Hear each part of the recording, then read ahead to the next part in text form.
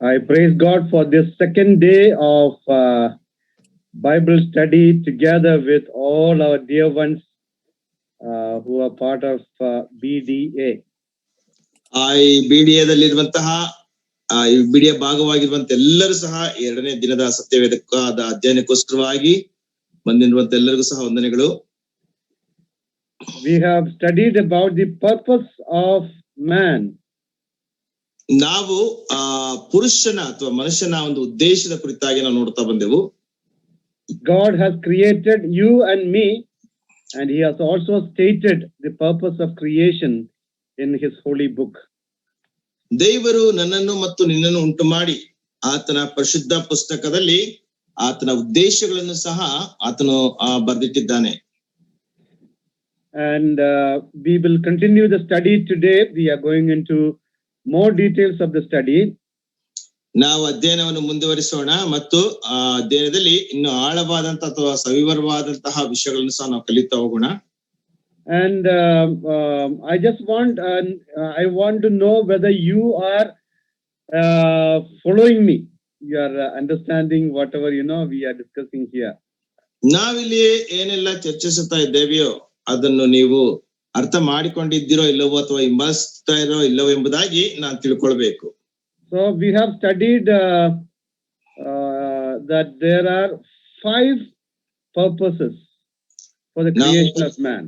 ಮನುಷ್ಯನ ಒಂದು ಸೃಷ್ಟಿಯಲ್ಲಿ 5 ಉದ್ದೇಶಗಳಿದೆ ಎಂಬುದಾಗಿ ನಾವು ಕಲಿಯುತ್ತಾ ಬಂದೆವು.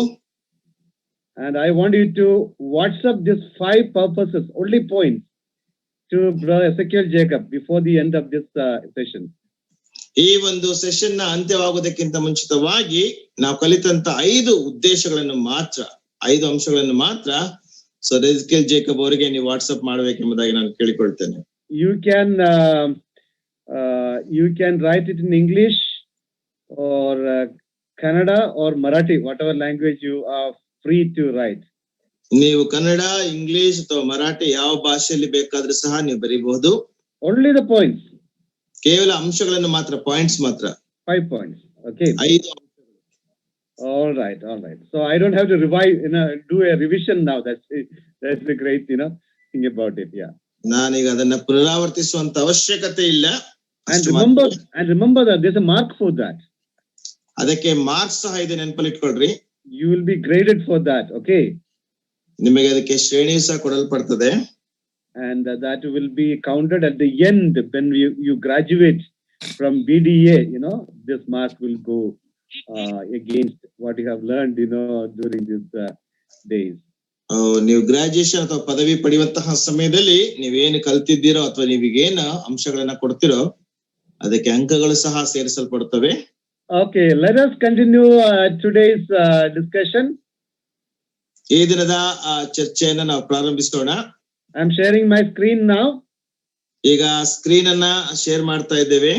And if you want to see my face, you can just press on the small box at the end, at the right corner of your mobile. ನಿಮ್ಮ mobile ನ ಬಲಗಡೆಯ ಮೂಲೆಯಲ್ಲಿರುವಂತಹ ಆ ಒಂದು ಮೂಲೆಯನ್ನ ನೀವು ಒತ್ತಬಹುದು, ಆಗ ನನ್ನ ಮುಖ ಸಹ ಕಾಣ್ತದೆ. Or if you want to have the screen, let it be like this. You will have only the screen over there. ಅಥವಾ ನಿಮಗೆ ಸ್ಕ್ರೀನ್ ಮೇಲೆ ಮಾತ್ರ ಬೇಕಾದ್ರೆ ನೀವು ಅದು ಮಾತ್ರ ಇಟ್ಕೊಳ್ಬಹುದು. So let us start with a question this evening. ಈ ಸಾಯಂಕಾಲ ವೇಳೆಯಲ್ಲಿ ನಾವೊಂದು ಪ್ರಶ್ನೆಯೊಂದಿಗೆ ನಾವು ಪ್ರಾರಂಭಿಸೋಣ. A good student will always ask questions. ಒಬ್ಬ ಒಳ್ಳೆ ವಿದ್ಯಾರ್ಥಿ ಯಾವಾಗಲೂ ಸಹ ಪ್ರಶ್ನೆಯನ್ನು ಕೇಳುತ್ತಾನೆ. When you ask good questions, you'll get good answers. ನೀವು ಒಳ್ಳೆ ಪ್ರಶ್ನೆಯನ್ನು ಕೇಳಿದ್ರೆ ಒಳ್ಳೆ ಉತ್ತರ ನಿಮಗೆ ಸಿಕ್ಕುತ್ತೆ. When you ask a dumb question, you'll get dumb answers. ಒಂದು ವೇಳೆ ಒಂದು ರೀತಿಯಾದಂತಹ ಪ್ರಶ್ನೆಯನ್ನು ಕೇಳಿದ್ರೆ ಆ ರೀತಿಯಾದಂತಹ ಉತ್ತರವೇ ಸಿಕ್ಕುವಂತದ್ದಾಗಿದೆ.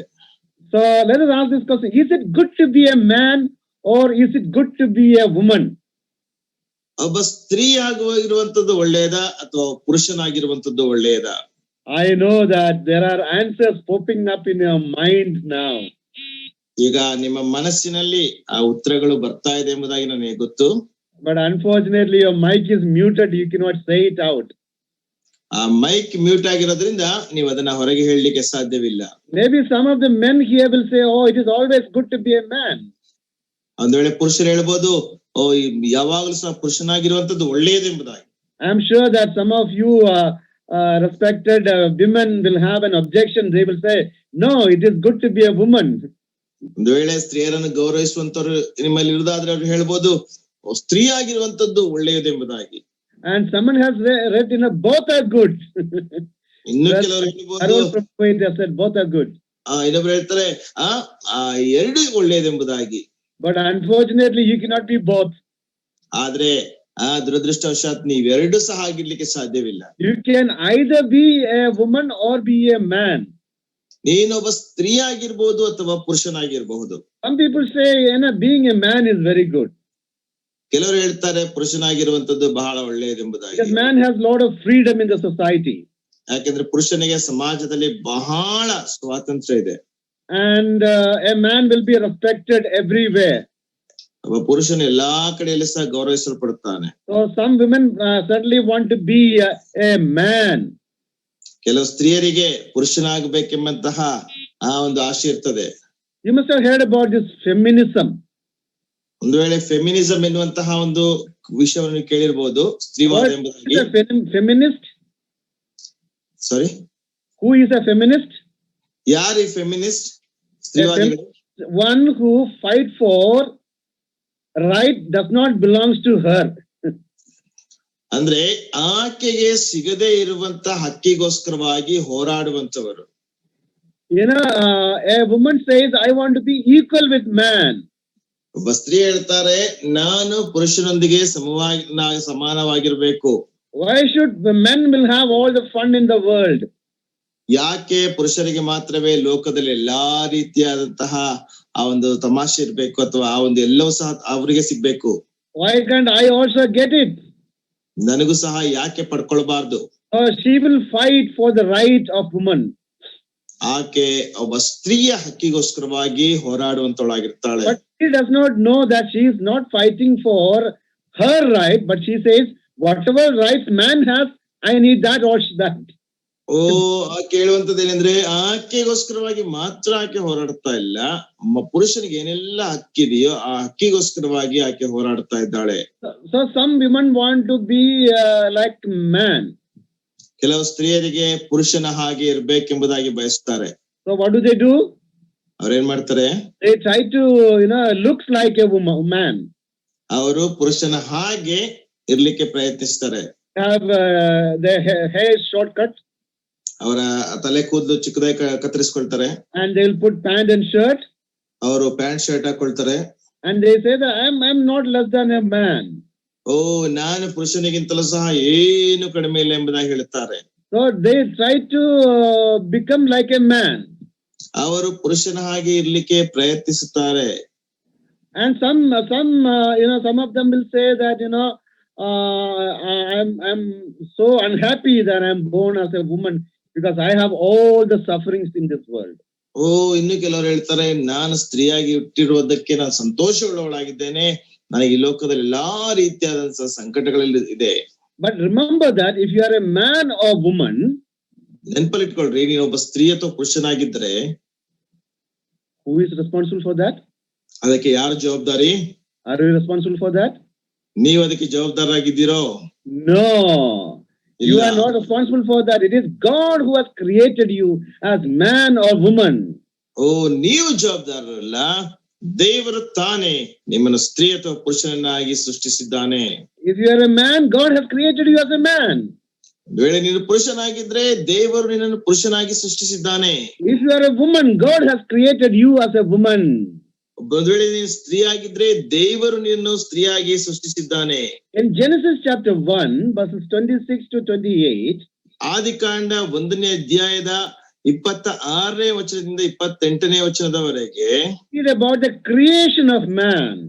ಅಲ್ಲಿ ನಾವು ನೋಡ್ತೇವೆ ಆ ಮನುಷ್ಯನ ಸೃಷ್ಟಿಯ ವಿಷಯದಲ್ಲಿ ನಾವು ಓದುತ್ತೇವೆ. And verse 27 says, 27ನೇ ವಚನ ಹೇಳ್ತದೆ, He has created them as male and female. ದೇವರು ಅವರನ್ನ ಗಂಡು ಹೆಣ್ಣುಗಳನ್ನಾಗಿ ಉಂಟು ಮಾಡಿದನು. And male and female are created by God. ಪುರುಷನು ಮತ್ತು ಸ್ತ್ರೀಯರು ದೇವರಿಂದ ಸೃಷ್ಟಿಸಲ್ಪಟ್ಟವರು. And both man and woman are created in the image and likeness of God. ಆ ಪುರುಷನು ಮತ್ತು ಸ್ತ್ರೀ ಇಬ್ಬರು ಸಹ ದೇವರ ಹೋಲಿಕೆಗೆ ಅನುಸಾರವಾಗಿ ಸೃಷ್ಟಿಸಲ್ಪಟ್ಟರು.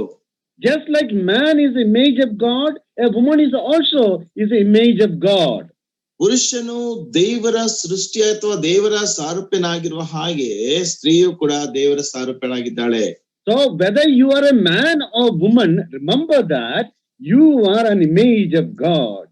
ನೀನೊಬ್ಬ ಸ್ತ್ರೀ ಆಗಿದ್ದರು ಪುರುಷನಾಗಿದ್ದರು ನೆನಪಲ್ಲಿಟ್ಕೊಳ್ರಿ, ನೀನು ದೇವರ ಸಾರೂಪ್ಯವುಳ್ಳವನಾಗಿದ್ದಿ.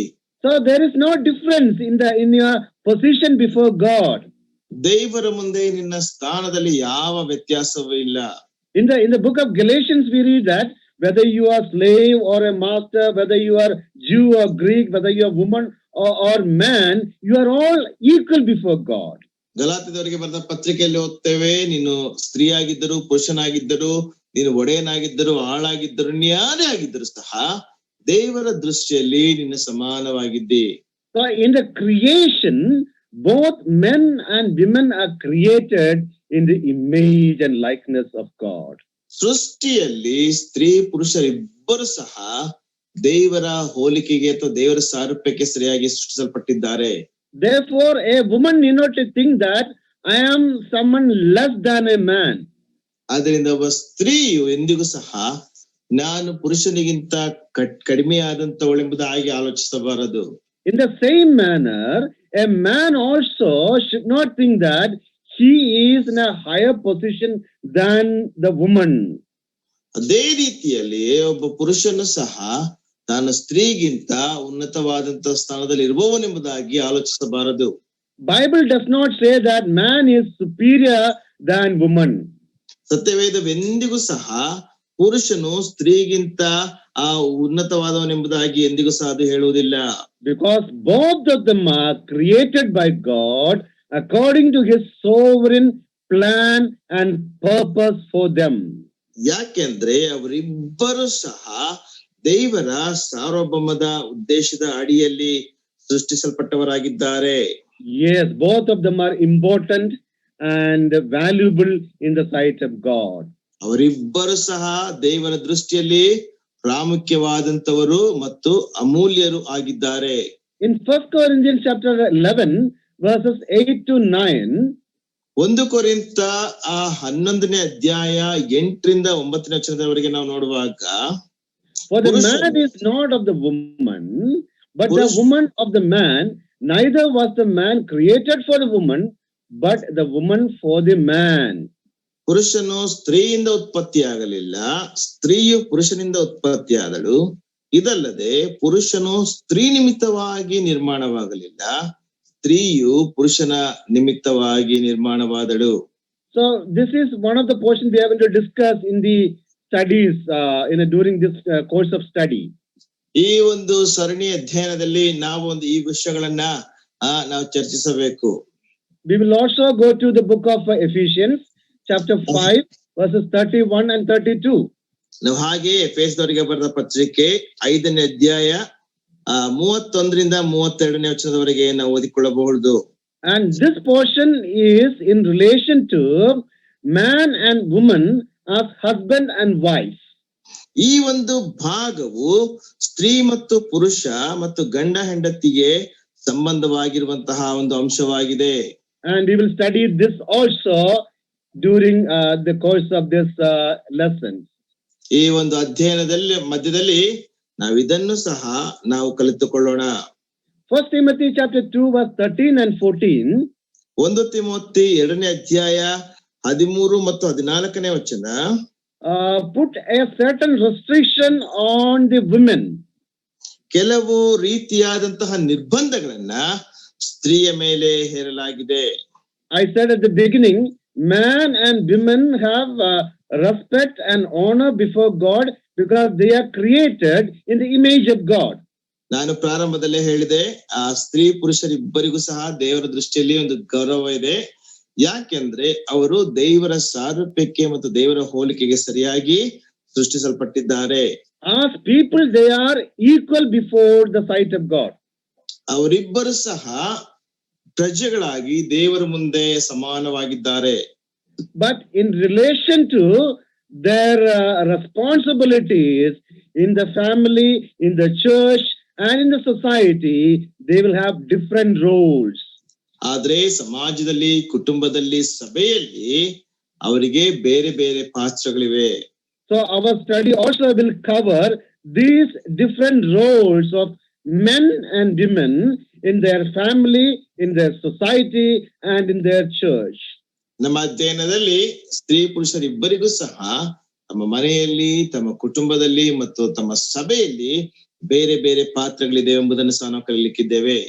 This understanding is very, very important for us to be more effective in the ministry Lord has given or entrusted on us.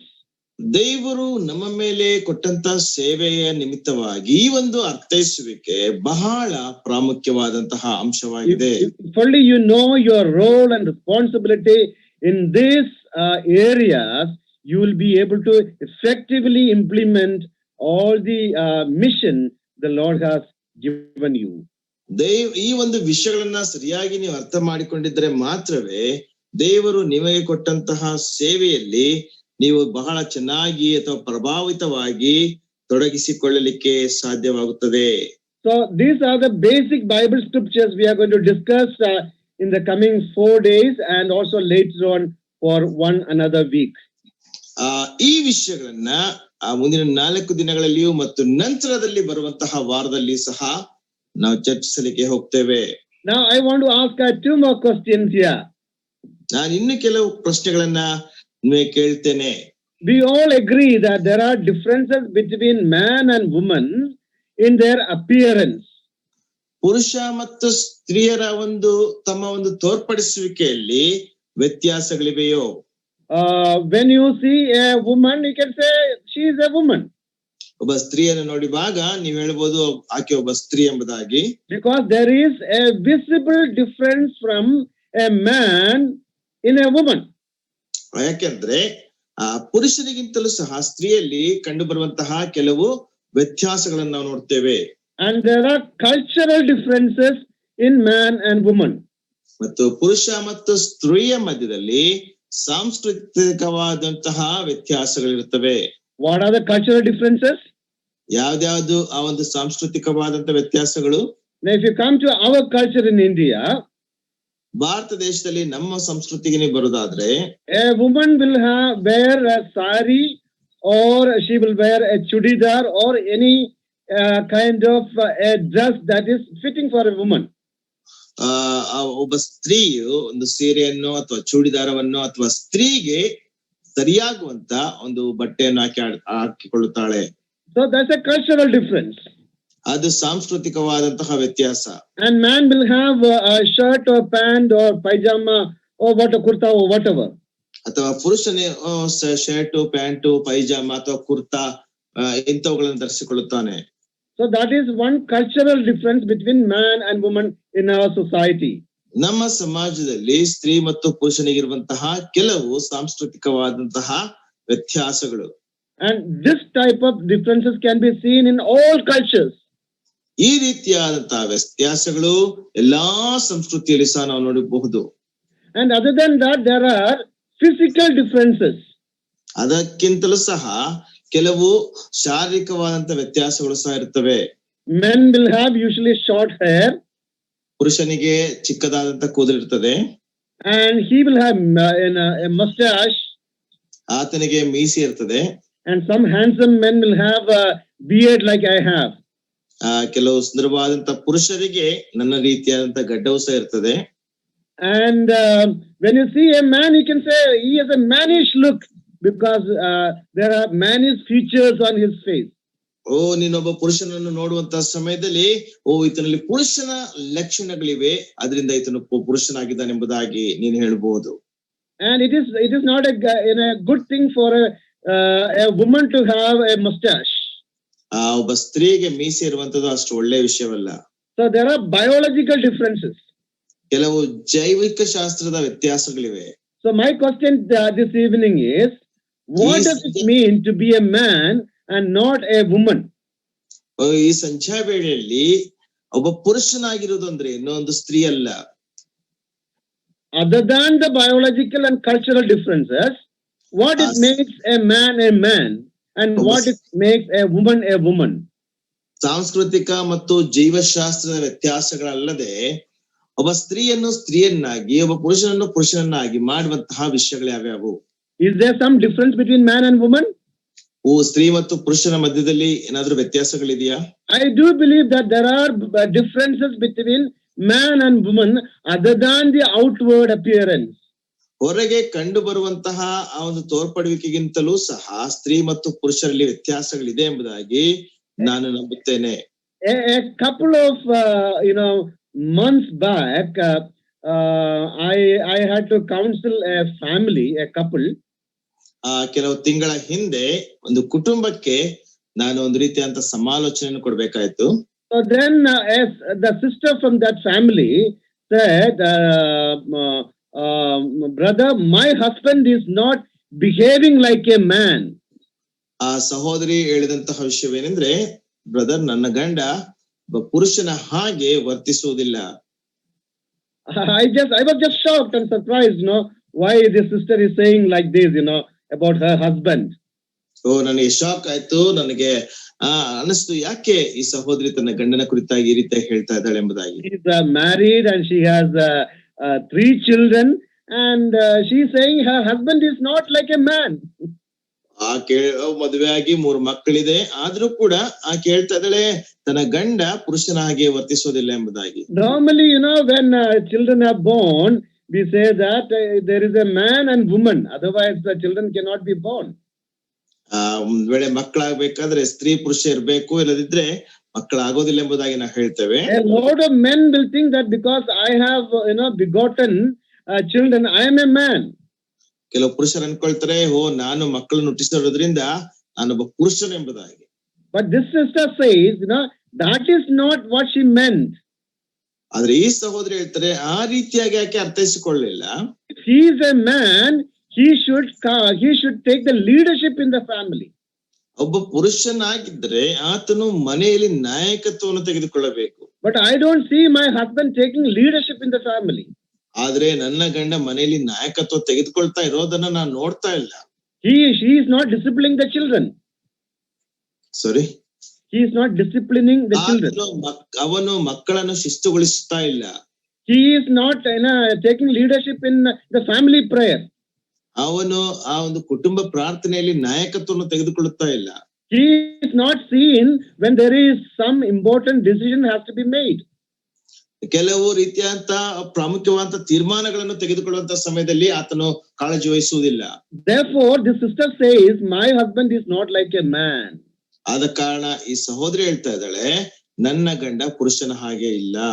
So in other words, this sister was saying, if he has to be a man, he should take care of the family. ಇನ್ನೊಂದು ಮಾತಿನಲ್ಲಿ ಹೇಳಬೇಕಾದ್ರೆ ಆ ಸಹೋದರಿ ಹೇಳ್ತಾ ಇರುವಂತ ಮಾತೇನೆಂದ್ರೆ, ಆತನೊಬ್ಬ ಪುರುಷನಾಗಿದ್ದರೆ ಆತನು ಕುಟುಂಬದ ವಿಷಯದಲ್ಲಿ ಕಾಳಜಿ ವಹಿಸಬೇಕು. He should take leadership. ಆತನು ಒಂದು ಮನೆಯಲ್ಲಿ ನಾಯಕತ್ವವನ್ನು ತೆಗೆದುಕೊಳ್ಳಬೇಕು. He should provide for the family. ಅವನು ಮನೆಗೆ ಅಥವಾ ಕುಟುಂಬಕ್ಕೆ ಒದಗಿಸುವಂತವನಾಗಿರಬೇಕು. He should discipline the family, the children. ಅವನು ಮಕ್ಕಳನ್ನ ಶಿಸ್ತಿನಲ್ಲಿ ಬೆಳೆಸಬೇಕು. Only then he will be a man. ಆಗ ಮಾತ್ರವೇ ಅವನು ಒಬ್ಬ ಪುರುಷನಾಗಲಿಕ್ಕೆ ಸಾಧ್ಯ. I think she is very, very, very right. ಆಕೆ ಬಹಳ ಸರಿಯಾಗಿ ಹೇಳಿದ್ದಾಳೆ. If you are a man, then it is not only the mustache that makes you man. ನೀನೊಬ್ಬ ಪುರುಷನಾಗಿದ್ರೆ ನಿನಗಿರುವಂತ ಮೀಸೆ ನಿನ್ನನ್ನು ಪುರುಷನನ್ನಾಗಿ ಮಾಡೋದಿಲ್ಲ. It is the responsibility you take in the family. ನೀನು ಕುಟುಂಬದಲ್ಲಿ ತೆಗೆದುಕೊಳ್ಳುವಂತ ಜವಾಬ್ದಾರಿ. Sometimes when we challenge people, ಕೆಲವು ಸಾರಿ ನಾವು ಜನರಿಗೆ ಸವಾಲು ನೋಡುವಾಗ we'll tell them, if you are a man, do it. ಅದಕ್ಕೆ ನಾವು ಹೇಳ್ತೇವೆ, ನೀನು ಗಂಡಸಾಗಿದ್ರೆ ಮಾಡು. If you are a man, you come to my home, I'll show you. ನೀನು ಗಂಡಸಾಗಿದ್ರೆ ನಾನು ಮನೆಗೆ ಬಾ, ನಾನು ತೋರಿಸ್ತೇನೆ. What does that actually mean? ಅದರ ಅರ್ಥ ಏನು? It means that if you are a man, you should be bold enough to say things or bold enough to do things. ನೀನೊಬ್ಬ ನಿಜವಾಗಿ ಗಂಡಸಾಗಿದ್ರೆ ನಡೆಯುವಂತಹ ವಿಷಯಗಳನ್ನು ಎದುರಿಸಲಿಕ್ಕೆ ನಿನಗೆ ಸಾಧ್ಯತೆ ಇರಬೇಕು. So in a society, in an environment like this, there are certain expectations from a man. ಒಂದು ಸಮಾಜದಲ್ಲಿ ಮತ್ತು ಈ ರೀತಿಯಾದಂತಹ ಪರಿಸರಗಳಲ್ಲಿ ಕೆಲವು ರೀತಿಯಾದಂತಹ ಅಪೇಕ್ಷೆಗಳು ಪುರುಷನಿಂದ ಇರುವಂತದ್ದಾಗಿದೆ. And only when he does those responsibilities, he will be identified as a man. ಕೆಲವು ಈ ರೀತಿಯಾದಂತಹ ವಿಷಯಗಳಲ್ಲಿ ಆತನು ತೊಡಗಿಸಿಕೊಳ್ಳುವಾಗ, ಗುರುತಿಸಿಕೊಳ್ಳುವಾಗ ಆಗ ಅವನು ಒಬ್ಬ ಪುರುಷನೆಂಬುದಾಗಿ ಗುರುತಿಸಲ್ಪಡುತ್ತಾನೆ. So I want to say that there is a difference between man and woman. ಆ ಸ್ತ್ರೀಯಲ್ಲಿಯೂ ಪುರುಷನಲ್ಲಿಯೂ ವ್ಯತ್ಯಾಸಗಳಿವೆ. And we must understand that there are responsibilities given to man, there are responsibilities given to woman. ಕೆಲವು ಜವಾಬ್ದಾರಿಕೆಗಳು ಪುರುಷನಿಗೂ ಕೊಡಲ್ಪಟ್ಟಿದೆ, ಕೆಲವು ಜವಾಬ್ದಾರಿಕೆಗಳು ಸ್ತ್ರೀಗೆ ಕೊಡಲ್ಪಟ್ಟಿದೆ ಎಂಬುದಾಗಿ ನೀವು ಅರ್ಥ ಮಾಡಿಕೊಳ್ಳಬೇಕು. And this difference is not because of the culture or because of the family backgrounds. ಈ ವ್ಯತ್ಯಾಸಗಳು ಸಂಸ್ಕೃತಿಯಿಂದಲೋ ಅಥವಾ ಕುಟುಂಬದ ಹಿನ್ನೆಲೆಯಿಂದಲೋ ಅಲ್ಲ. This difference has come from the time of creation. ಈ ವ್ಯತ್ಯಾಸಗಳು ಬಂದಂತದ್ದು ಸೃಷ್ಟಿಯ ಸಮಯದಿಂದಲೇ. Or in other words, God created man and woman differently. ಮತ್ತೊಂದು ಮಾತಿನಲ್ಲಿ ಹೇಳಬೇಕಾದ್ರೆ ದೇವರು ಸ್ತ್ರೀ ಪುರುಷರನ್ನು ವ್ಯತ್ಯಾಸವಾಗಿ ಉಂಟು ಮಾಡಿದನು. Their roles and their responsibilities are different. ಅವರ ಎಲ್ಲಾ ರೀತಿಯಂತ ವಿಷಯಗಳು ವ್ಯತ್ಯಸ್ತವಾದಂತದ್ದು. Even in their physical sense also they are different. They are not the same. ಅವರು ತಮ್ಮ ಭೌತಿಕವಾದಂತಹ ವಿಷಯದಲ್ಲಿಯೂ ಸಹ ಅವರು ವ್ಯತ್ಯಸ್ತವಾಗಿದ್ದಾರೆ ಹೊರತು ಒಂದೇ ರೀತಿಯಾಗಿ ಇಲ್ಲ. You know, sometimes back there was a crime happened in some place in India. Bharat ದೇಶದಲ್ಲಿ ಕೆಲವು ಸಮಯದ ಹಿಂದೆ ಒಂದು ಅಪರಾಧವು ನಡೆಯಿತು. So a woman was killed. ಒಬ್ಬ ಸ್ತ್ರೀ ಕೊಲ್ಲಲ್ಪಟ್ಟಳು.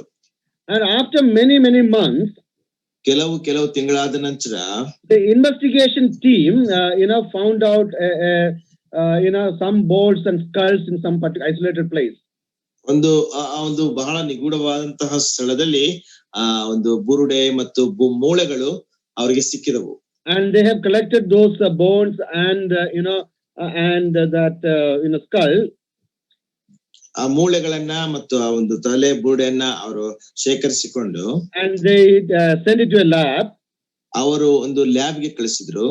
And they wanted to know this is whose bones and skulls. ಇದು ಯಾರ ತಲೆ ಬುರುಡೆ ಮತ್ತು ಮೂಳೆ ಎಂಬುದಾಗಿ ಅವರಿಗೆ ತಿಳ್ಕೊಳ್ಬೇಕಾಗಿತ್ತು. So the result has come after some time. ಕೆಲವು ಸಮಯದ ನಂತರ ಅದಕ್ಕೆ ಫಲಿತಾಂಶ ಬಂತು. They said, this is the bone of a woman. ಈ ಮೂಳೆ ಒಬ್ಬ ಸ್ತ್ರೀಯ ಮೂಳೆ ಆಗಿದೆ. This woman must have been of this age when she died. ಈ ಸ್ತ್ರೀಯು ಆಕೆ ಸತ್ತಾಗ ಈ ರೀತಿಯಂತ ಒಂದು ನಿರ್ದಿಷ್ಟವಾದ ವಯಸ್ಸಿನವಳು ಆಗಿರಬಹುದು. And this is her DNA. ಇದು ಆಕೆಯ DNA. So from those DNA, all those from that small part of her body, the science can say whether it is of the man or a woman. ಆಕೆಯಲ್ಲಿ ಸಿಕ್ಕಂತಹ ಭಾಗಗಳಿಂದ, ದೇಹದಲ್ಲಿ ಸಿಕ್ಕಂತಹ ಭಾಗಗಳಿಂದ ವಿಜ್ಞಾನವು ಆಕೆ ಒಬ್ಬ ಸ್ತ್ರೀ ಆಗಿದ್ದಾಳೋ ಪುರುಷನಾಗಿದ್ದಾನೆ ಎಂಬುದಾಗಿ ಹೇಳಲಿಕ್ಕೆ ಸಾಧ್ಯ. What does that mean? It means that even in the creation of man and woman, there is a difference. ಅದರ ಅರ್ಥವೇನೆಂದ್ರೆ ಸ್ತ್ರೀ ಮತ್ತು ಪುರುಷನ ಸೃಷ್ಟಿಯಲ್ಲಿಯೂ ಸಹ ವ್ಯತ್ಯಾಸ ಇದೆ. So after many years of your death, if they get the scientists get your nail or your hair or some small part of your body, they can say that it belongs to so and so. ವೇಳೆ ನೀನು ಸತ್ತು ಅನೇಕ ವರ್ಷಗಳಾದ ಮೇಲೂ ವಿಜ್ಞಾನಿಗಳಿಗೆ ನಿಮ್ಮ ಉಗುರಾಗ್ಲಿ ಕೂದಲಾಗ್ಲಿ ಸಿಕ್ಕಿದ್ರೆ ಅಥವಾ ನಿಮ್ಮ ದೇಹದ ಯಾವ್ದಾದ್ರು ಒಂದು ಚಿಕ್ಕ ಭಾಗವಾದ ಸಿಕ್ಕಿದ್ರೆ ಸಹ ಈ ಮೃತದೇಹವು ಇಂತಿಂತವರಿಗೆ ಸಂಬಂಧಪಟ್ಟದೆಂಬುದಾಗಿ ಅವರಿಗೆ ಹೇಳಲಿಕ್ಕೆ ಸಾಧ್ಯ. So which means there is a difference in creation. ಅರ್ಥವೇನೆಂದ್ರೆ ಸೃಷ್ಟಿಯಲ್ಲಿಯೇ ಆ ಒಂದು ವ್ಯತ್ಯಾಸಗಳಿವೆ. So man and women are different. ಆದ್ರೆ ಆ ಸ್ತ್ರೀ ಪುರುಷರಿಬ್ಬರು ಸಹ ವ್ಯತ್ಯಾಸವುಳ್ಳವರು. This is a very important understanding. ಅದು ಬಹಳ ಪ್ರಾಮುಖ್ಯವಾದಂತ ಅರ್ಥೈಸುವಿಕೆ. if there is any women, any sisters today thinking that I am a woman, I should get my right, I will fight for my right, let me tell you that you are wrong. ಒಂದು ವೇಳೆ ಯಾವ್ದಾರೊಬ್ಬ ಸ್ತ್ರೀ ನಾನು ನನ್ನ ಹಕ್ಕಿಗೋಸ್ಕರವಾಗಿ ಹೋರಾಡ್ತೇನೆ, ನಾನು ನನಗೆ ಸಿಗ್ಬೇಕಾದಂತ ಹಕ್ಕಿಗೋಸ್ಕರವಾಗಿ ಹೋರಾಡ್ತೇನೆ ಎಂಬುದಾಗಿ ಅಂದುಕೊಂಡಿದ್ರೆ ನಾನು ಹೇಳ್ತೇನೆ ಪ್ರಿಯರೇ, ಅದು ನೀವು ತಪ್ಪಾದಂತ ಮಾರ್ಗದಲ್ಲಿದ್ದೀರಿ. I want to be equal with man. ನಾನು ಪುರುಷನೊಟ್ಟಿಗೆ ಸಮಾನವಾಗಿರ್ಬೇಕು. Let me tell you that you cannot be equal with man. ನಾನು ಹೇಳ್ತೇನೆ ಪ್ರಿಯರೇ, ನೀವು ಪುರುಷನೊಟ್ಟಿಗೆ ಸಮಾನವಾಗಿರ್ಲಿಕ್ಕೆ ಸಾಧ್ಯವೇ ಇಲ್ಲ. Because God has created you differently. ಯಾಕೆಂದ್ರೆ ದೇವರು ತಾನೇ ನಿನ್ನನ್ನು ವ್ಯತ್ಯಸ್ತವಾಗಿ ಉಂಟು ಮಾಡಿದ್ದಾನೆ. What God has planned to do through you cannot be done through man.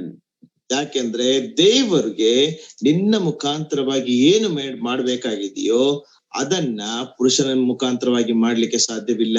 In the same way, what God has planned to do through man, a woman cannot accomplish. ಅದೇ ರೀತಿಯಲ್ಲಿಯೇ ದೇವರು ಪುರುಷನ ಮುಖಾಂತರವಾಗಿ ಮಾಡುವಂತಹ ವಿಷಯಗಳನ್ನ ಸ್ತ್ರೀಯ ಮುಖಾಂತರವಾಗಿ ನೆರವೇರಿಸಲಿಕ್ಕೆ ಸಾಧ್ಯವಿಲ್ಲ. So if you try to compete with man, or if you try to become like a man, then you will fail in fulfilling your mission in this life. ನೀನು ಪುರುಷನೊಂದಿಗೆ ಸ್ಪರ್ಧಿಸಲಿಕ್ಕೆ ಹೋಗುವುದಾದ್ರೆ, ನೀನು ಪುರುಷನಿಗೆ ಸಮಾನವಾಗಿರ್ಬೇಕೆಂಬುದಾಗಿ ಅಂದುಕೊಂಡ್ರೆ ನಿನಗೆ ಕೊಡಲ್ಪಟ್ಟಂತ ನಿಯೋಗವನ್ನ ನೆರವೇರಿಸುವುದರಲ್ಲಿ ನೀನು ಸೋತು ಹೋಗುತ್ತಿ. In the same way, if any man says, I don't want to be a man, I want to become a woman, therefore I will do a surgery and then I will become a woman, then you are also changing God's original plan for you, and you are not supposed to do that. ಅದೇ ರೀತಿಯಲ್ಲಿ ಒಬ್ಬ ಪುರುಷನು ಸಹ ನನಗೆ ಪುರುಷನಾಗಿರುವಂತದ್ದು ನನಗೆ ಇಷ್ಟ ಇಲ್ಲ, ನಾನೊಂದು ಶಸ್ತ್ರ ಚಿಕಿತ್ಸೆಯನ್ನು ಮಾಡಿಸಿಕೊಂಡು ನಾನೊಬ್ಬ ಸ್ತ್ರೀ ಆಗ್ತೇನೆ ಎಂಬುದಾಗಿ ಇನ್ನು ಆಲೋಚಿಸಿದ್ರೆ ನಿನ್ನ ಜೀವಿತದ ಮುಖಾಂತರವಾಗಿ ಸಹ ದೇವರಿಗೆ ತನ್ನ ಮೂಲತಃದಲ್ಲಿ ಇದ್ದಂತಹ ಒಂದು ಯೋಜನೆ ನೀನು ನೆರವೇರಿಸಲಿಕ್ಕೆ ಸಾಧ್ಯವಿಲ್ಲ. There are such cases happening today. People are changing their gender by surgeries in the last couple of years. ಈ ದಿನಗಳಲ್ಲಿ ಜನರು ತಮ್ಮ ಲಿಂಗಗಳನ್ನ ಕೆಲವು ವರ್ಷಗಳಿಂದ ಬದಲಾಯಿಸಿಕೊಳ್ಳುತ್ತಾ ಇದ್ದಾರೆ. That is not in the plan and purpose of God. ಅದು ದೇವರ ಉದ್ದೇಶ ಮತ್ತು ಯೋಜನೆಯಲ್ಲಿ ಇಲ್ಲ. If you are created as a man, be a man and know what exactly God wants you to do being a man. ನೀನು ಪುರುಷನಾಗಿ ಸೃಷ್ಟಿಸಲ್ಪಟ್ಟಿದ್ದರೆ ನೀನು ಪುರುಷನಾಗಿಯೇ ಇರು, ದೇವರು ನಿನ್ನ ಮುಖಾಂತರವಾಗಿ ಏನು ಯೋಚಿಸಿದ್ದಾನೆಂಬುದನ್ನ ತಿಳಿದುಕೋ. In the same way, if you are a woman, be a woman and try to understand what the Lord is planning to do through your life in this world. ಅದೇ ರೀತಿಯಲ್ಲಿ ಇನ್ನೊಬ್ಬ ಸ್ತ್ರೀಯಾಗಿ ಸೃಷ್ಟಿಸಲ್ಪಟ್ಟಿದ್ದೆ, ಸ್ತ್ರೀಯಾಗಿಯೇ ಇರು ಮತ್ತು ದೇವರು ಈ ಲೋಕದಲ್ಲಿ ನಿನ್ನ ಮುಖಾಂತರವಾಗಿ ಏನು ಯೋಜಿಸಿದ್ದಾನೆಂಬುದನ್ನ ತಿಳಿದುಕೋ. Yeah, I think there is a little bit of network issue. No issues, no problem. God will set it right. Okay. So, God created you as a man or woman for His own glory. ದೇವರು ನಿನ್ನನ್ನ ಪುರುಷನನ್ನಾಗಿ ಸ್ತ್ರೀಯನ್ನಾಗಿ ಏನೇ ಉಂಟು ಮಾಡಿದ್ರು ಸಹ ಅದು ಆತನ ಮಹಿಮೆಗೋಸ್ಕರವಾಗಿಯೇ. So in this study of man and woman, we will always have a comparison between man and woman. ಈ ಅಧ್ಯಯನದಲ್ಲಿ ಸ್ತ್ರೀ ಪುರುಷರ ಎಂಬಂತ ಈ ಅಧ್ಯಯನದಲ್ಲಿ ನಾವು ಯಾವಾಗ್ಲೂ ಸಹ ಸ್ತ್ರೀ ಮತ್ತು ಪುರುಷನಿಗಿರುವಂತಹ ಹೋಲಿಕೆಗಳನ್ನ ನಾವು ನೋಡುತ್ತಾ ಹೋಗೋಣ.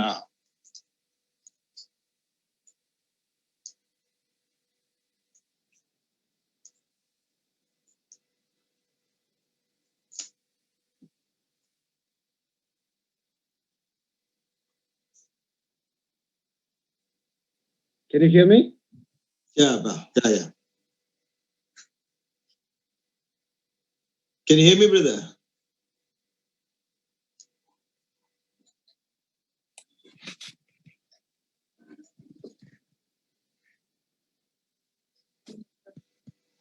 ಕೇಳಿಸ್ತಾ ಇದೆಯಾ? ನನಗೆ ಕೇಳಿಸ್ತಾ ಇದೆ ಬ್ರದರ್. ಅವರು ಲೀವ್ ಆದ್ರ ಅನ್ಸತ್ತಲ್ಲ. ಓಕೆ, ಕೇಳ್ತಾ ಇದೆಯಲ್ಲ? ಹಾ, ಕೇಳ್ತದೆ. Okay. Can you see my screen also? Yeah, only your face. No, I think my screen is gone. Yes. Sorry.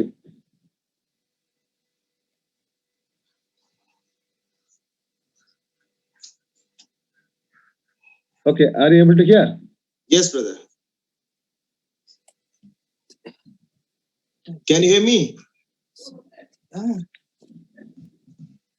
You can hear me? Can you no? hear me? Yes. Can you hear me?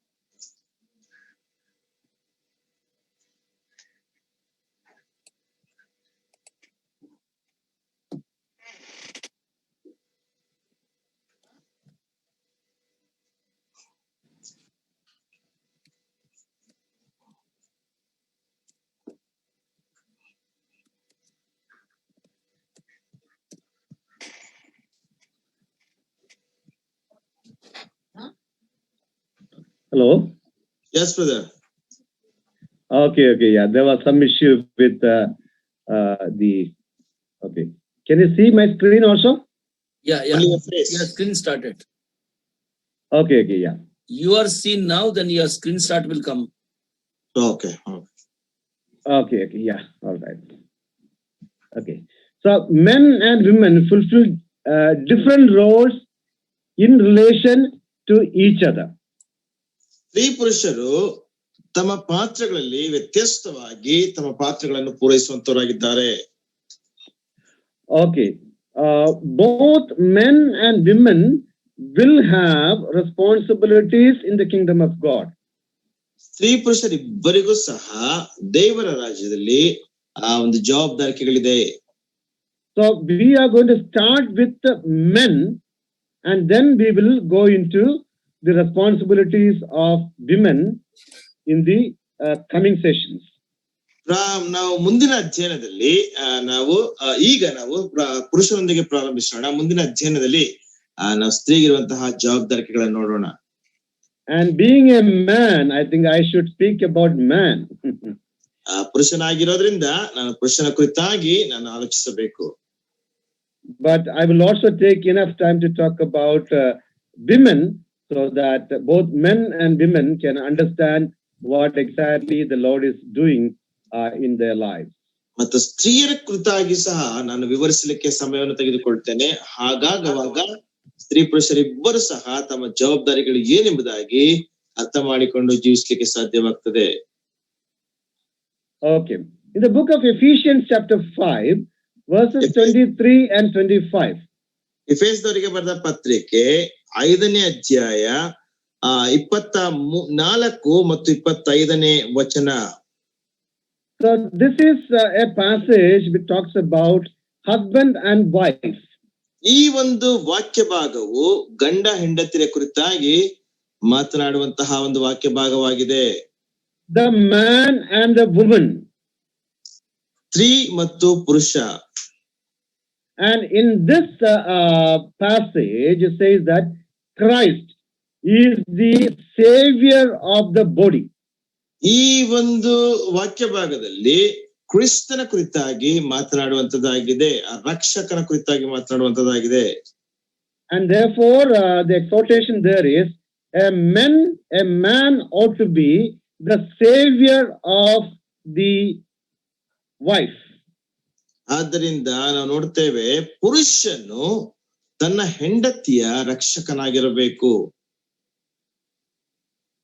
So a man is the head of the woman. ಪುರುಷನು ಸ್ತ್ರೀಗೆ ಶಿರಸ್ಸಾಗಿರಬೇಕು. That is about his leadership in the relationship between man and woman. ಅದು ಸ್ತ್ರೀ ಪುರುಷರ ಸಂಬಂಧದ ಮಧ್ಯದಲ್ಲಿರುವಂತಹ ನಾಯಕತ್ವದ ಕುರಿತಾಗಿ. And he is the savior of the woman. ಮತ್ತು ಹಾಗೆಯೇ ಆತನು ಸ್ತ್ರೀಯ ರಕ್ಷಕನು ಕೂಡ ಆಗಿರಬೇಕು. So we understand two responsibilities of man from this passage. ಈ ಒಂದು ವಾಕ್ಯ ಭಾಗದಿಂದ ನಾವು ಪುರುಷನಿಗಿರುವಂತ ಎರಡು ಜವಾಬ್ದಾರಿಕೆಗಳನ್ನ ನಾವು ಅರ್ಥ ಮಾಡಿಕೊಳ್ಳುತ್ತೇವೆ. A man is the head, which means he is the leader of the family.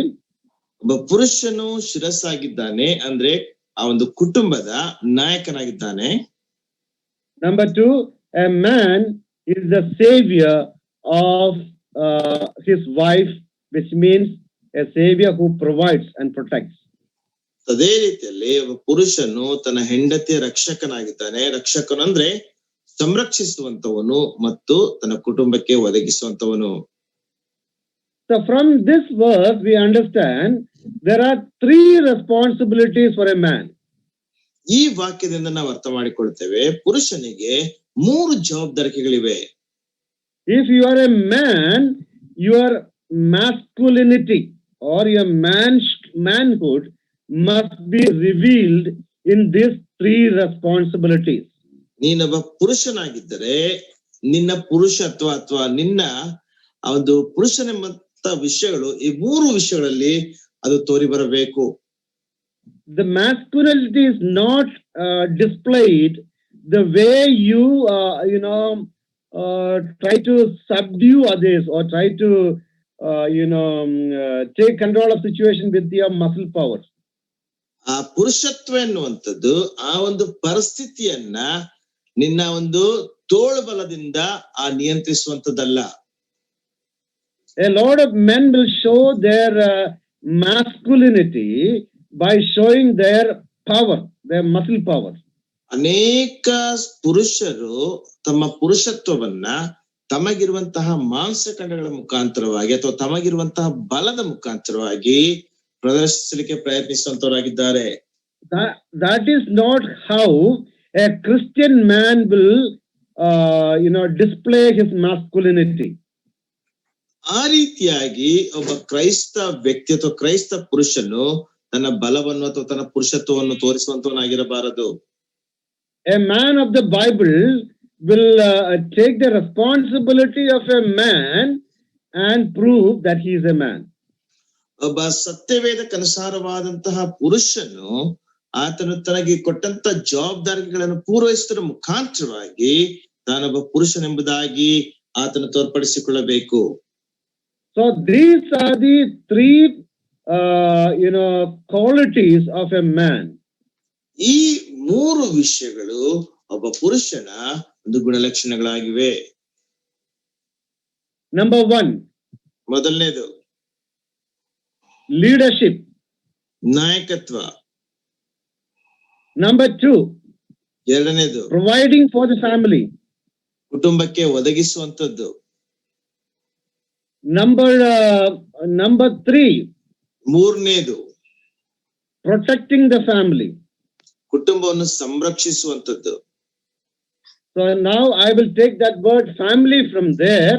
I would say, if you are a man, you should be the leader in relation to a woman. ಈಗ ಅಲ್ಲಿ ಕುಟುಂಬ ಎನ್ನುವಂತ ಪದ ಪ್ರಯೋಗವನ್ನು ತೆಗೆದುಕೊಂಡು ಇನ್ನೊಬ್ಬ ಪುರುಷನಾಗಿದ್ರೆ ಆ ಒಂದು ಸ್ತ್ರೀಗೆ ಅಥವಾ ಕುಟುಂಬಕ್ಕೆ ನಾಯಕನಾಗಿರಬೇಕು. You should be the provider for the woman. ನೀನು ಸ್ತ್ರೀಗೆ ಒದಗಿಸುವಂತವನಾಗಿರಬೇಕು. You should be the protector of the woman. ನೀನು ಸ್ತ್ರೀಯನ್ನ ಸಂರಕ್ಷಿಸುವಂತವನಾಗಿರಬೇಕು. So these are the three major responsibilities of a man which makes him a man of the scripture. ಈ ಮೂರು ಜವಾಬ್ದಾರಿಕೆಗಳನ್ನು ನೆರವೇರಿಸುವಂತದ್ದೇ ಒಬ್ಬ ಪುರುಷನನ್ನಾಗಿ ದೇವರ ವಾಕ್ಯಕ್ಕನುಸಾರವಾದಂತ ಪುರುಷನನ್ನಾಗಿ ಮಾಡ್ಲಿಕ್ಕೆ ಸಾಧ್ಯ. So now we'll go into a little more detail here. Leadership. What does it mean to be a leader? ಇನ್ನು ಸ್ವಲ್ಪ ನಾವು ಆಳವಾಗಿ ಅಥವಾ ವಿವರವಾಗಿ ನಾವು ಹೋಗೋಣ. ನಾಯಕತ್ವ ಅಂದ್ರೆ ಏನರ್ಥ? You should be a person who gives moral and spiritual leadership.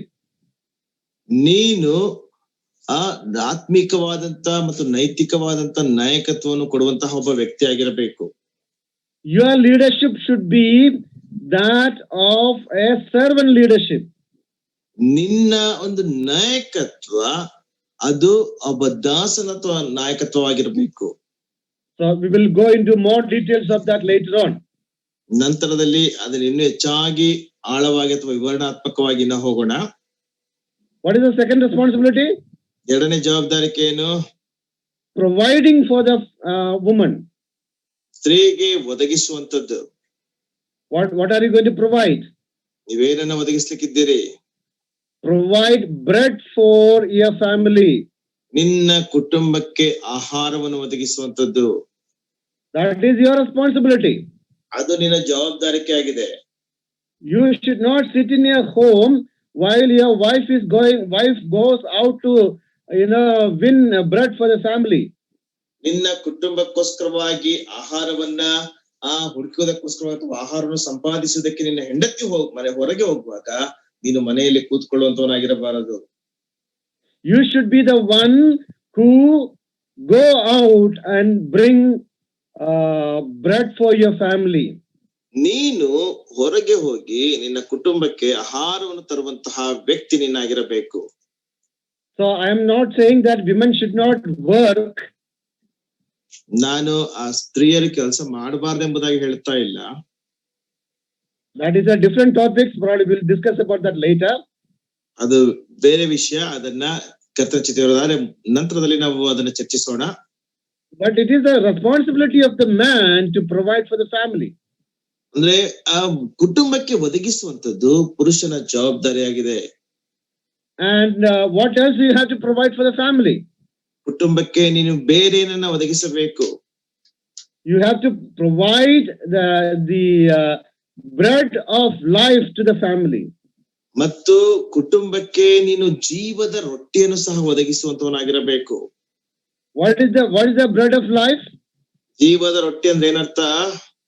The word of God. ದೇವರ ವಾಕ್ಯ. Your family needs bread for their physical health. ನಿಮ್ಮ ಕುಟುಂಬಕ್ಕೆ ಅವರಿಗೆ ಶಾರೀರಿಕವಾದಂತ ಆರೋಗ್ಯಕ್ಕೆ ಅವರಿಗೆ ರೊಟ್ಟಿ ಅಥವಾ ಆಹಾರ ಬೇಕು. And they need spiritual bread for their spiritual needs. ಹಾಗೆ ಅವರ ಆತ್ಮೀಕ ಅವಶ್ಯಕತೆಗಳಿಗೋಸ್ಕರವಾಗಿ ಆತ್ಮಿಕ ಆಹಾರವೂ ಬೇಕು. In lot of families, fathers will provide only physical bread. ಕೆಲವು ಕುಟುಂಬಗಳಲ್ಲಿ ತಂದೆಗಳು ಕೇವಲ ಶಾರೀರಿಕವಾದಂತ ಆಹಾರವನ್ನು ಮಾತ್ರವೇ ಒದಗಿಸುವಂತವರಾಗಿರುತ್ತಾರೆ. And therefore their families are starving without spiritual food. ಆದ್ರಿಂದ ಅವರ ಕುಟುಂಬಗಳು ಆತ್ಮಿಕ ಆಹಾರವಿಲ್ಲದೆ ಉಪವಾಸದಲ್ಲಿರುತ್ತವೆ. They are strong physically, but they are very malnourished spiritually. ಅವರು ಶಾರೀರಿಕವಾಗಿ ಬಹಳ ಗಟ್ಟಿಯಾಗಿರುತ್ತಾರೆ, ಆದ್ರೆ ಆತ್ಮಿಕವಾಗಿ ಬಹಳ ಬಲಹೀನರಾಗಿರುತ್ತಾರೆ. They have no spiritual strength to prevent sin and Satan. ಅವರಿಗೆ ಆ ಒಂದು ಸೈತಾನನನ್ನ ಮತ್ತು ಪಾಪವನ್ನ ಎದುರಿಸಲಿಕ್ಕೆ ಒಂದು ಆತ್ಮಿಕವಾದಂತ ಬಲ ಅವರಿಗಿರೋದಿಲ್ಲ. They fall into wrong company of people. ಅವರು ತಪ್ಪಾದಂತ ಜನರ ಸಂಪರ್ಕಕ್ಕೆ ಬೀಳುತ್ತಾರೆ. They adopt wrong traditions. ಅವರು ತಪ್ಪಾದಂತ ಸಂಪ್ರದಾಯಗಳನ್ನ ಅಳವಡಿಸಿಕೊಳ್ಳುತ್ತಾರೆ. And they love to be in the world than in the kingdom of God. ಅವರು ದೇವರ ರಾಜ್ಯದಲ್ಲಿ ಇರುವುದಕ್ಕಿಂತ ಲೋಕದಲ್ಲಿರಲಿಕ್ಕೆ ಇಷ್ಟಪಡುವಂತವರಾಗಿರುತ್ತಾರೆ. There is no difference between them and the people of this world. ಮತ್ತು ಈ ಲೋಕದಲ್ಲಿರುವಂತ ಜನರಿಗೂ ಮತ್ತು ಅವರಿಗೂ ಯಾವ ವ್ಯತ್ಯಾಸವಿರೋದಿಲ್ಲ. Because they do not have spiritual food. ಯಾಕೆಂದ್ರೆ ಅವರಿಗೆ ಆತ್ಮೀಕ ಆಹಾರ ಇಲ್ಲ. So if you are a man, ಇನ್ನೊಬ್ಬ ಪುರುಷನಾಗಿದ್ರೆ it's your responsibility to see that your family is healthy both physically and spiritually. ನೀನೊಬ್ಬ ಪುರುಷನಾಗಿದ್ರೆ ನಿನ್ನ ಕುಟುಂಬವು ಆತ್ಮೀಕವಾಗಿಯೂ ಮತ್ತು ಶಾರೀರಿಕವಾಗಿಯೂ ಆರೋಗ್ಯವಾಗಿದೆ ಎಂಬುದಾಗಿ ನೋಡುವಂತದ್ದು ನಿನ್ನ ಕರ್ತವ್ಯವಾಗಿದೆ.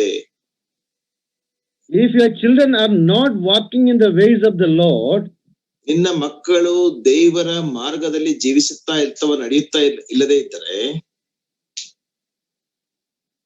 if they have no interest to go to church or spiritual activities, ಅವರಿಗೆ ಸಭೆಗೆ ಅಥವಾ ಆತ್ಮೀಕವಾದಂತಹ ಚಟುವಟಿಕೆಗಳಿಗೆ ಹೋಗ್ಲಿಕ್ಕೆ ಆಗದೇ ಇದ್ದರೆ, it is not the church or the church elders who are to be blamed. ಅದು ಸಭೆಯೋ ಅಥವಾ ಸಭಾ ಹಿರಿಯರು ದೂಷಿಸಲ್ಪಡಬಾರದು. You must be blamed for that. ಅದಕ್ಕೋಸ್ಕರವಾಗಿ ನೀನು ದೂಷಿಸಲ್ಪಡಬೇಕು. Why? Because it is your responsibility to provide spiritual food for the family. ಯಾಕೆಂದ್ರೆ ಆತ್ಮಿಕ ಆಹಾರವನ್ನು ಒದಗಿಸುವಂತದ್ದು ನಿನ್ನ ಜವಾಬ್ದಾರಿಯಾಗಿದೆ. Okay, we will move from here, and there is more to say about that. Probably we will get opportunity to go deep into that. ಈಗ ನಾವಿಲ್ಲಿಂದ ಮುಂದಕ್ಕೆ ಹೋಗೋಣ. ಇನ್ನು ಹೆಚ್ಚಾಗಿ ಹಂಚಲಿಕ್ಕಿದೆ. ಕರ್ತನ ಚಿತ್ತವಿರುವುದಾದ್ರೆ ನಮ್ಗೆ ಸಮಯ ಸಿಕ್ತರೆ ಮುಂದಿನ ದಿನಗಳಲ್ಲಿ ಅದನ್ನು ಚರ್ಚಿಸೋಣ. So the third responsibility of a man is ಪುರುಷನ ಮೂರನೇ ಜವಾಬ್ದಾರಿಕೆ ಏನೆಂದ್ರೆ to protect the family from all dangers. ಎಲ್ಲಾ ರೀತಿಯಾದಂತ ಅಪಾಯಗಳಿಂದ ಆ ಕುಟುಂಬವನ್ನ ಸಂರಕ್ಷಿಸುವಂತದ್ದಾಗಿದೆ. Protection is not only an act which you can do with your physical strength. ಸಂರಕ್ಷಣೆ ಎನ್ನುವಂಥದ್ದು ನಿನ್ನ ಶಾರೀರಿಕ ಬಲದಿಂದ ಮಾಡುವಂತಹ ಒಂದು ಕೃತ್ಯ ಮಾತ್ರವೇ ಅಲ್ಲ. Sometimes you have to protect your family physically also. ನೀನು ಶಾರೀರಿಕವಾದಂತ ಬಲವನ್ನು ಉಪಯೋಗಿಸಿಯೂ ಸಹ ಅಥವಾ ಶಾರೀರಿಕವಾಗಿ ಸಹ ನಿನ್ನ ಕುಟುಂಬವನ್ನು ಸಂರಕ್ಷಿಸಬಹುದು. But some may say, brother, I am not so healthy that I can protect my family. ಕೆಲವರು ಹೇಳ್ಬೋದು, ಸಹೋದರರೇ, ನನ್ನ ಕುಟುಂಬವನ್ನು ಸಂರಕ್ಷಿಸಲಿಕ್ಕೆ ನನಗೆ ಅಷ್ಟೊಂದು ಶಕ್ತಿ ಇಲ್ತೋ ಬಲ ಇಲ್ಲ ಎಂಬುದಾಗಿ. So the physical protection is a very small part. ಶಾರೀರಿಕವಾದಂತ ಅಥವಾ ಭೌತಿಕವಾದಂತ ಸಂರಕ್ಷಣೆ ಎನ್ನುವಂಥದ್ದು ಬಹಳ ಚಿಕ್ಕ ಭಾಗ. You have to protect your family from the greatest enemy, Satan and sin, by setting the word of God as the boundaries of your family. ನಿನ್ನ ಕುಟುಂಬದ ಸುತ್ತಲೂ ದೇವರ ವಾಕ್ಯ ಎಂಬಂತಹ ಬೇಲಿಯನ್ನು ಹಾಕುತ್ತಾ ಪಾಪ ಮತ್ತು ಸೈತಾನನಿಂದ ನಿನ್ನ ಕುಟುಂಬವನ್ನು ಸಂರಕ್ಷಿಸಬಹುದು. You must be able to tell the biblical principles to your family, your wife and children, so that they'll be protected from sin and Satan. ನಿನ್ನ ಹೆಂಡತಿ ಮತ್ತು ಮಕ್ಕಳು ಪಾಪದಿಂದ ಸಂರಕ್ಷಿಸಲ್ಪಡ್ಲಿಕ್ಕಾಗುವಂತೆ ನೀನು ದೇವರ ವಾಕ್ಯಕ್ಕನುಸಾರವಾದಂತಹ ಅಥವಾ ದೇವರ ವಾಕ್ಯದಲ್ಲಿರುವಂತಹ ತತ್ವಗಳನ್ನ ಅವರಿಗೆ ಬೋಧಿಸುವಂತವನಾಗಿರಬೇಕು. So let me ask you this question this evening. ಸಾಯಂಕಾಲ ವೇಳೆಯಲ್ಲಿ ನಾನು ನಿಮ್ಗೆ ಈ ಪ್ರಶ್ನೆಯನ್ನು ಕೇಳ್ತೇನೆ. To all the men who are listening to me, are you doing the responsibility of a man? ನನ್ನನ್ನು ಕೇಳ್ತಾ ಇರುವಂತಹ ಪುರುಷರೆಲ್ಲರಿಗೂ ಸಹ ನಾನು ಕೇಳ್ತಾ ಇರುವಂತಹ ಒಂದು ಪ್ರಶ್ನೆ ಅಂದ್ರೆ, ನೀವು ದೇವರಿಂದ ಬಂದಂತ ನಿಮ್ಮ ಜವಾಬ್ದಾರಿಕೆಗಳನ್ನ ಅಥವಾ ಕರ್ತವ್ಯಗಳನ್ನ ನೀವು ನೆರವೇರಿಸುತ್ತಾ ಇದ್ದೀರೋ? Are you behaving like a man? ನೀನೊಬ್ಬ ಪುರುಷನ ಹಾಗೆ ವರ್ತಿಸುತ್ತಾ ಇದ್ದೀಯೋ? Are you taking care of your family?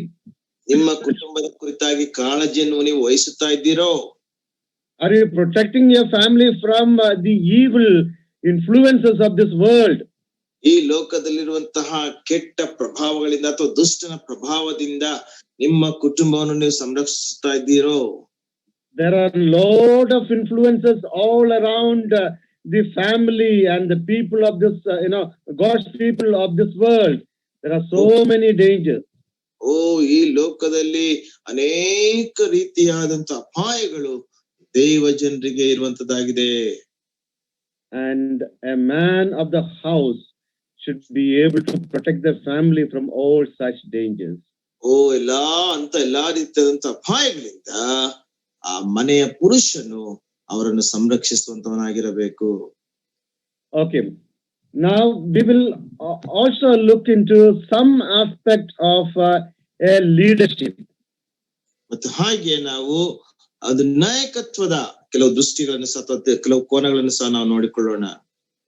So I said there are three things about a man. Man's responsibility are threefold.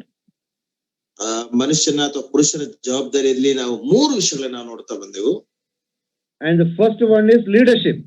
ಮೊದಲನೇದಾಗಿ ನಾಯಕತ್ವ. So we are going into the details of that now. ಈಗ ನಾವು ಅದರಲ್ಲಿ ವಿವರಣೆಯಾಗಿ ನಾವು ಹೋಗ್ತೇವೆ. What does it mean to be a leader? ನಾಯಕನು ಅಂದ್ರೆ ಅರ್ಥವೇನು? And as a man, how can I give leadership in the family or in the church or in other areas where I should behave like a leader? ನಾನು ನನ್ನ ಮನೆಯಲ್ಲಿ ಮತ್ತು ನನ್ನ ಸಭೆಯಲ್ಲಿ ಮತ್ತು ಬೇರೆ ಸ್ಥಳಗಳಲ್ಲಿ ನಾಯಕನಾಗಿ ವರ್ತಿಸಬೇಕಾದಂತ ಬೇರೆ ಸ್ಥಳಗಳಲ್ಲಿ ನಾನು ಹೇಗೆ ನಾಯಕನಾಗಿ ನನ್ನ ಜವಾಬ್ದಾರಿಯನ್ನು ನಿರ್ವಹಿಸ್ತಾ ಇದ್ದೇನೆ. So when we talk about leadership, there are four words that comes into our mind. ನಾವು ನಾಯಕತ್ವ ಎಂಬುದಾಗಿ ನಾವು ಮಾತನಾಡುವಾಗ ನಮ್ಮ ಮನಸ್ಸಿಗೆ 4 ಪದಗಳು ನಮ್ಮ ಮನಸ್ಸಿಗೆ ಬರುವಂತದ್ದಾಗಿದೆ. The first word that comes into our mind is anarchy. ಮೊದಲನೇದಾಗಿ ನಮ್ಮ ಮನಸ್ಸಿಗೆ ಬರುವಂತ ಪದ ಅನಾರ್ಕಿ ಎಂಬುದಾಗಿ. Archy means chief or leader. Archae ಅಂದ್ರೆ ಮುಖ್ಯಸ್ಥನು ಅಥವಾ ನಾಯಕನು ಎಂಬುದಾಗಿ. We have heard about this term in archbishop. ನೀವೊಂದು ವೇಳೆ ಆರ್ಚ್ ಬಿಷಪ್ ಎಂಬುದಾಗಿರುವಂತಹ ಪದ ಪ್ರಯೋಗವನ್ನ ಕೇಳಿರ್ಬೋದು. Meaning archbishop means the chief of the bishops. Arch bishop ಅಂದ್ರೆ ಆ ಬಿಷಪ್ ಗಳಲ್ಲಿ ಮುಖ್ಯಸ್ಥನು. So anarchy means there is no leadership. Anarchy means there is no archy, there is no leadership. Anarchy ಅಂದ್ರೆ ನಾಯಕತ್ವ ಇಲ್ಲ ಎಂಬುದಾಗಿ. A lot of people say that there is no need for a leadership. ಅನೇಕ ಜನರು ಹೇಳುತ್ತಾರೆ ನಾಯಕತ್ವಕ್ಕೆ ಯಾವುದೇ ರೀತಿಯಾದಂತ ಅವಶ್ಯಕತೆ ಇಲ್ಲ. Because all of us are leaders. ಯಾಕೆಂದ್ರೆ ನಾವೆಲ್ಲರೂ ನಾಯಕರೇ. Let the children grow in the home without a leadership, because let them grow freely in the home. ಮಕ್ಕಳು ಮನೆಯಲ್ಲಿ ಯಾವ ನಾಯಕತ್ವ ಇಲ್ಲದೆ ಬೆಳೆಯಲಿ, ಅವರು ಮನೆಯಲ್ಲಿ ಸ್ವತಂತ್ರರಾಗಿ ಬೆಳೆಯಲಿ. Husband and wife are equals, therefore there should not be a leader among them, both, because both are equal. ಗಂಡ ಹೆಂಡತಿ ಇಬ್ಬರು ಕೂಡ ಸಮಾನವಾಗಿರೋದ್ರಿಂದ ಅವರಿಬ್ಬರಲ್ಲಿ ನಾಯಕತ್ವದ ಅವಶ್ಯಕತೆ ಇಲ್ಲ, ಇಬ್ಬರು ಸಮಾನರೇ. So people say that we follow the principle of anarchy. ಅದರಿಂದ ನಾವು ಈ ಅನಾರ್ಕಿ ಎನ್ನುವಂತಹ ನಿಯಮಗಳನ್ನು ಅಥವಾ ತತ್ವಗಳನ್ನ ನಾವು ಹಿಂಬಾಲಿಸುತ್ತೇವೆ. Treat everybody equal. ಎಲ್ಲರನ್ನು ಒಂದೇ ರೀತಿಯಾಗಿ ನಾವು ಪರಿಗಣಿಸುವಂತದ್ದು. Okay, that is one way of thinking about leadership. ಅವರು ಆ ರೀತಿಯಲ್ಲಿ ಅವರು ನಾಯಕತ್ವದ ಕುರಿತಾಗಿ ಆಲೋಚಿಸುವಂತವರಾಗಿದ್ದಾರೆ. There is another term called monarchy. ಮತ್ತೆ ಇನ್ನೊಂದು ವಿಷಯ ಇದೆ, ಮೊನಾರ್ಕಿ ಎಂಬುದಾಗಿ. Monarchy means, mono means one, single. Monarchy ಅಂದ್ರೆ ಏಕ ಚಕ್ರಾಧಿಪತಿ ಅಥವಾ ಏಕ ಎಂಬುದಾಗಿ. So monarchy means one leader. Monarchy ಅಂದ್ರೆ ಏಕ ನಾಯಕ, ಏಕ ಅಧಿಪತಿ. Some people say that I am the leader and nobody else are leaders. ಕೆಲವರು ಹೇಳ್ತಾರೆ ನಾನೊಬ್ಬನೇ ನಾಯಕ, ಬೇರೆ ಯಾರು ಕೂಡ ನಾಯಕರಲ್ಲ.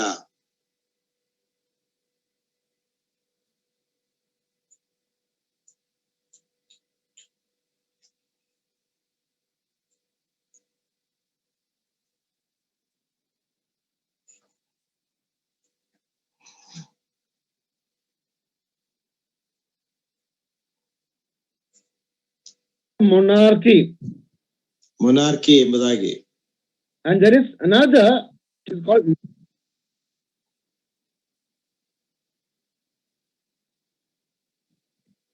Hello? Yes, brother. Yeah. So there is another term called matriarchy. ಇನ್ನೊಂದು ಪದ ಪ್ರಯೋಗವನ್ನು ನೋಡ್ತೇವೆ, ಮ್ಯಾಟ್ರಿಯಾರ್ಕಿ ಎಂಬುದಾಗಿ. The meaning of that is the leadership of a mother. ಅದರ ಅರ್ಥವೇನೆಂದ್ರೆ ತಾಯಿಯ ನಾಯಕತ್ವ. So a lot of homes will say that we believe in the matriarchy or the leadership of women. ಅನೇಕ ಮನೆಗಳು ಅಥವಾ ಕುಟುಂಬಗಳು ಹೇಳುವಂತದೇನೆಂದ್ರೆ ನಾವು ಮ್ಯಾಟ್ರಿಯಾರ್ಕಿಯಲ್ಲಿ ನಾವು ನಂಬುತ್ತೇವೆ. ಅದರ ಅರ್ಥ ತಾಯಿಯ ನಾಯಕತ್ವದಲ್ಲಿ ಅಥವಾ ಸ್ತ್ರೀಯ ನಾಯಕತ್ವದಲ್ಲಿ ಎಂಬುದಾಗಿ. And there are others will say that no, that is not good. We will have patriarchy, which means fathers are leaders. ಇನ್ನು ಕೆಲವರು ಹೇಳ್ತಾರೆ ಅದು ಒಳ್ಳೇದಲ್ಲ, ಅದು ಸರಿ ಇಲ್ಲ. ಪ್ಯಾಟ್ರಿಯಾರ್ಕಿ ಅಂದ್ರೆ ತಂದೆಯು ನಾಯಕನಾಗಿದ್ದಾನೆ ಎಂಬುದಾಗಿ.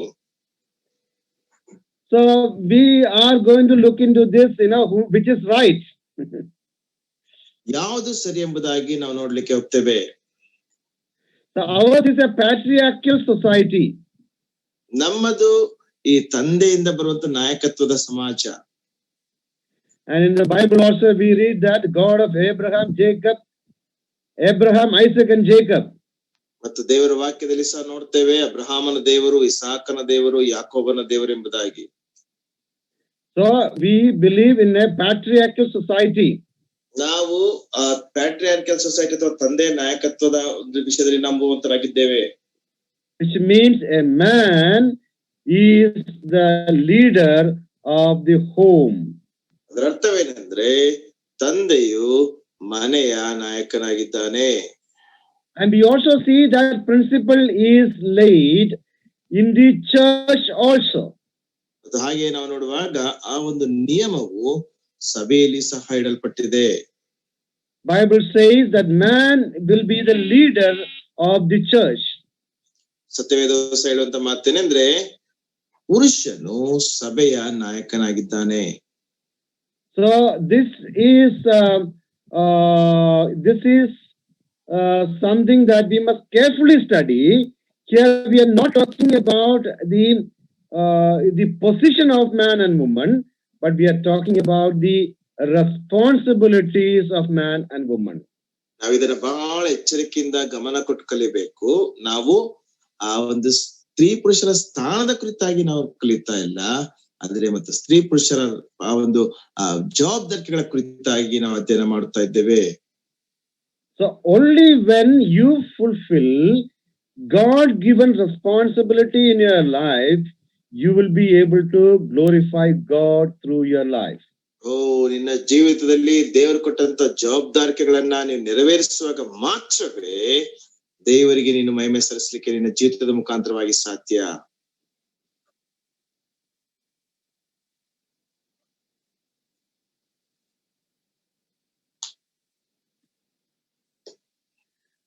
And we must also understand that when we say that man is the leader, it is not because me or Junior or Ezekiel or some of us men want to become leaders. We say this because this is what the word of God is teaching.